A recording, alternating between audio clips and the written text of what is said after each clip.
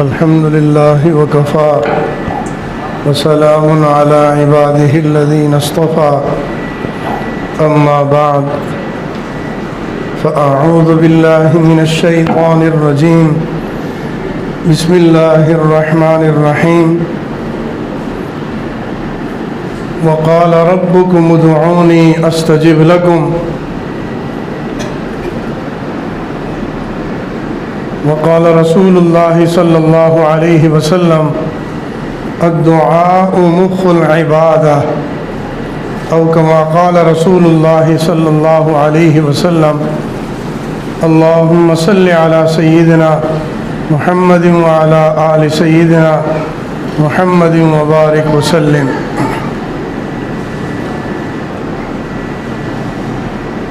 دعا اللہ سے مانگنے کا ایک بہت بہترین طریقہ اور ذریعہ ہے.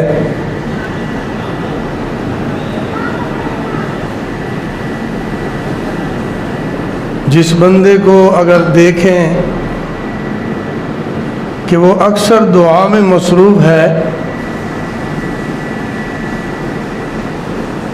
اس بات کی علامت ہے کہ وہ بندہ اللہ رب العزت کی طرف اکثر رجوع کر رہا ہے، اس کا دل اللہ رب العزت کی طرف متوجہ ہے. آپ اندازہ لگائیے کہ نبی پاک صلی اللہ علیہ وسلم کی زندگی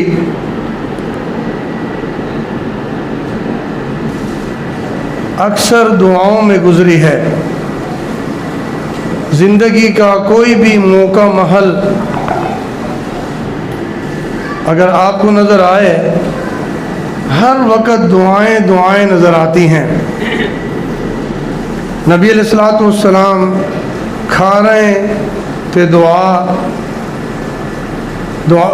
کھانا ختم کر رہے ہیں تو دعا پڑھ رہے ہیں، پی رہے ہیں تو دعا پڑھ رہے ہیں، پی لیا تو اس کے بعد دعا پڑھ رہے ہیں، مسجد تشریف لا رہے ہیں تو دعا پڑھ رہے ہیں، مسجد سے نکل رہے ہیں تو دعا پڑھ رہے ہیں، باتھ روم کے اندر جا رہے ہیں تو دعا پڑھ کے اندر داخل ہوتے ہیں، باہر نکلتے ہیں تو دعا پڑھتے ہیں،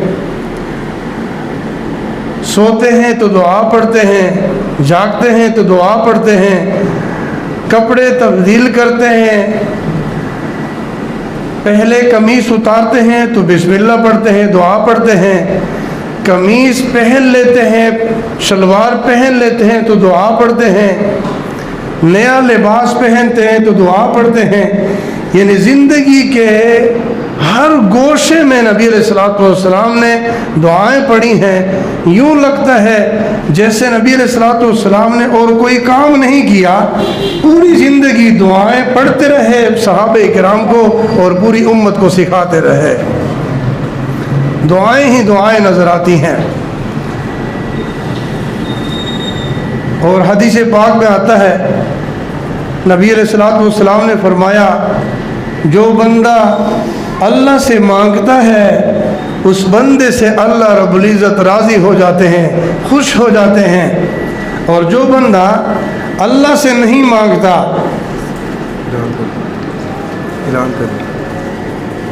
جو بندہ اللہ سے نہیں مانگتا، اللہ رب العزت اس کے اوپر غصے ہوتے ہیں.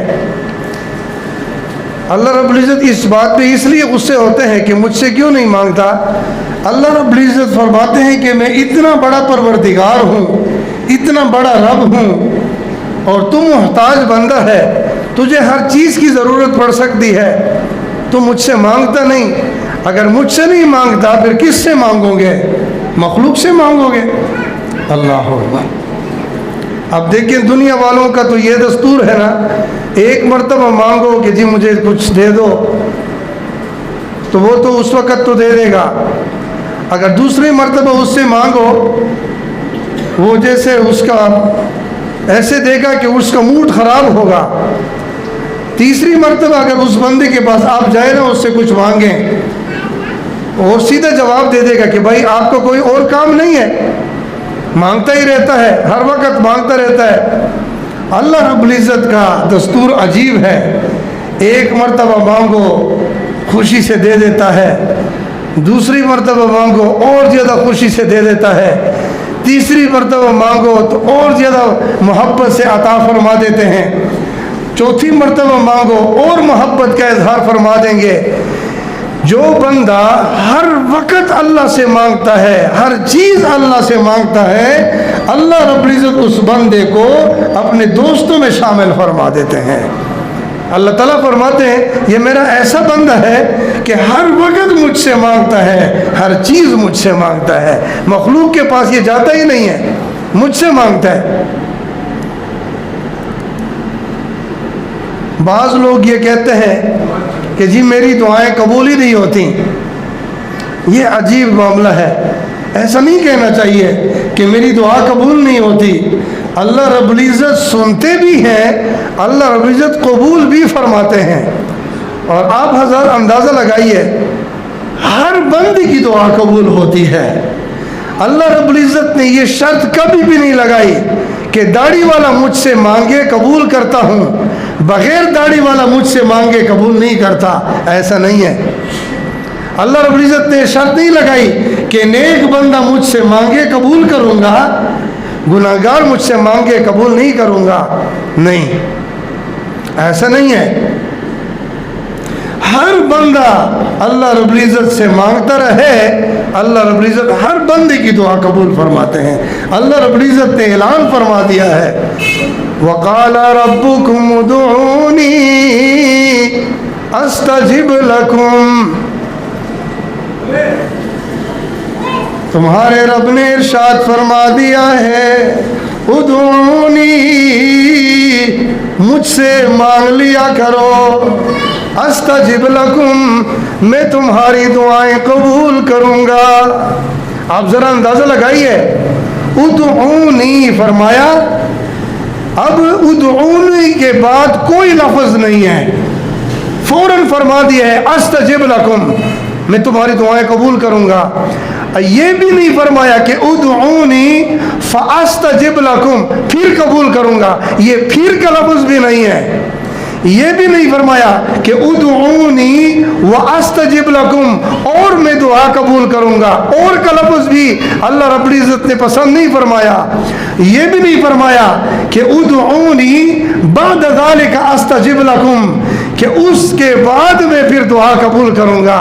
ये उसके बाद का लफ्ज़ भी अल्लाह रब्बुल इज़्ज़त ने पसंद नहीं फरमाया। नहीं फरमाया, मेरे बंदो तुम दुआ मांगो मैं कबूल करूँगा।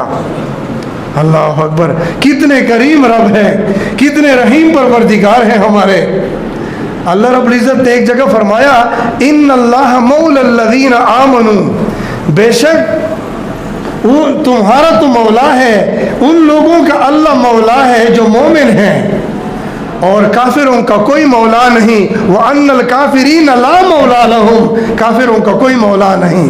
मोमिनों का तो मौला है, मौला से मांग सकते हैं, काफिरों का तो मौला है ही नहीं, वो तो बूतों के सामने सजदे करते हैं। तो काफिरों का कोई मौला नहीं, मोमिनों का तो परवरदिगार है, मौला है।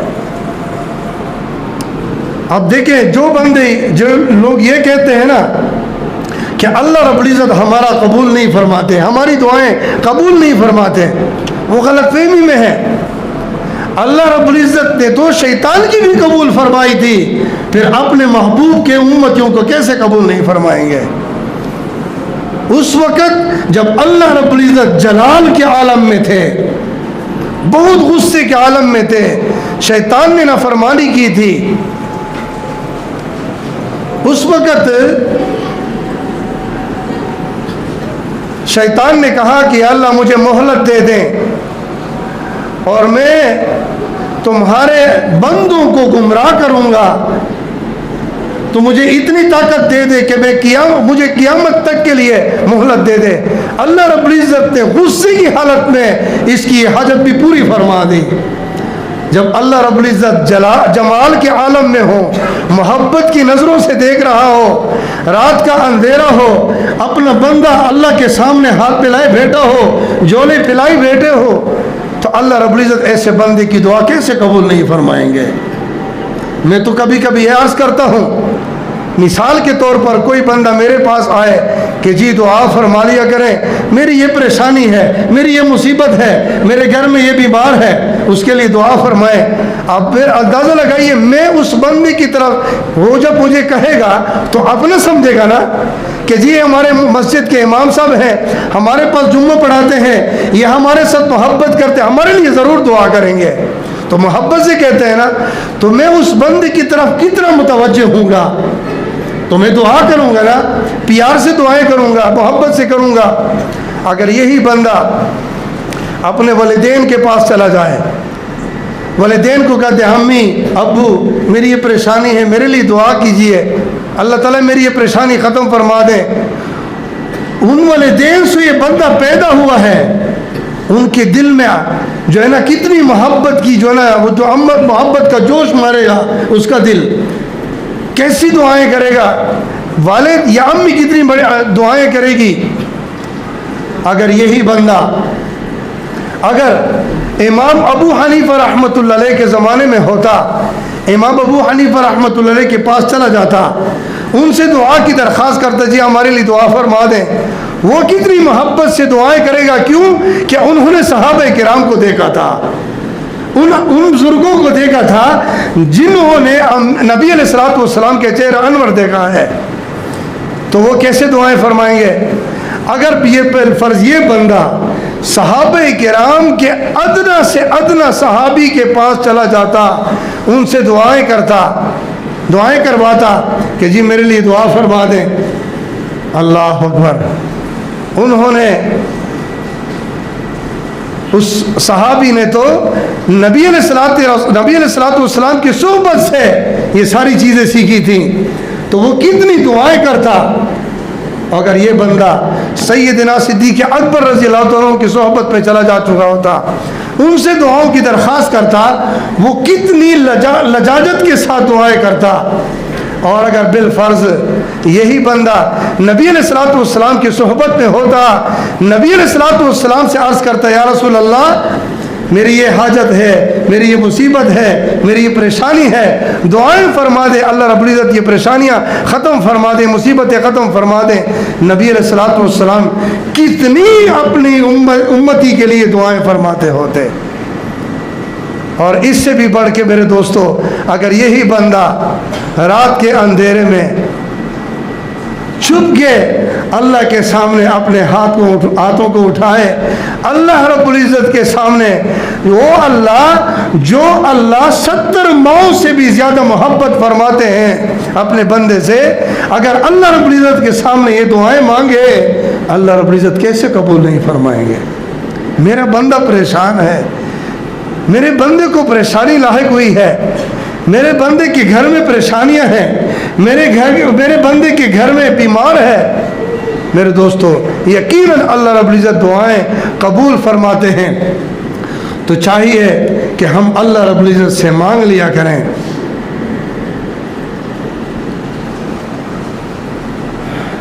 کوئی چارہ ہی نہیں دعا کے سوا، کوئی چارہ ہی نہیں دعا کے سوا، کوئی سنتا ہی نہیں خدا کے سوا۔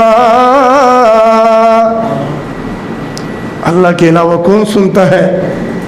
اللہ رب العزت دیکھ بھی رہا ہے، اللہ رب العزت سن بھی رہا ہے۔